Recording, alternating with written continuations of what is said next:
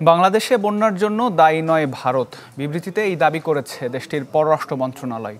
জানায় গতকাল বিকেল পর্যন্ত পানি বৃদ্ধির সব তথ্য দিয়েছে তারা, বরং ভারতের ত্রিপুরাতে ভয়াবহ বন্যায় অন্তত 10 জনের মৃত্যু হয়েছে। টানা বৃষ্টিতে ভারতের ত্রিপুরায় আরও ভয়াল রূপে গোমতী নদী বিপদসীমার ওপর দিয়ে বইছে। খোয়াই, হাওড়া, মনুসহ রাজ্যের অন্তত 5টি নদীর পানি।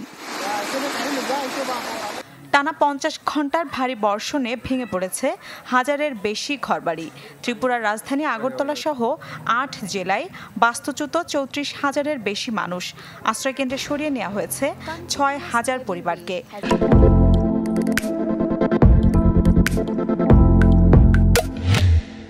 বৈরী আবহাওয়ার কারণে এসব অঞ্চলে বন্ধ করে দেওয়া হয়েছে ট্রেন চলাচল, খুলছে না শিক্ষা প্রতিষ্ঠানও। পশ্চিম ত্রিপুরা ও সেপাহীজলা রাজ্যে জারি হয়েছে রেড অ্যালার্ট। বুধবার ডুম্বুর জলাধারের গেট খুলে দেওয়ার পর আরও অবনতি হয় বন্যা পরিস্থিতির। অব্যাহত রয়েছে ভূমিধস। ভারতীয় সংবাদ মাধ্যম বলছে, উত্তর পূর্বাঞ্চলের রাজ্যগুলোতে গেল কয়েকদিনে প্রায় 2000 ভূমিধসের ঘটনা ঘটেছে। দুর্গত এলাকায় কাজ করছে ভারতের জাতীয় দুর্যোগ মোকাবেলা বাহিনী, NDRF সহ সরকারি বিভিন্ন সংস্থা।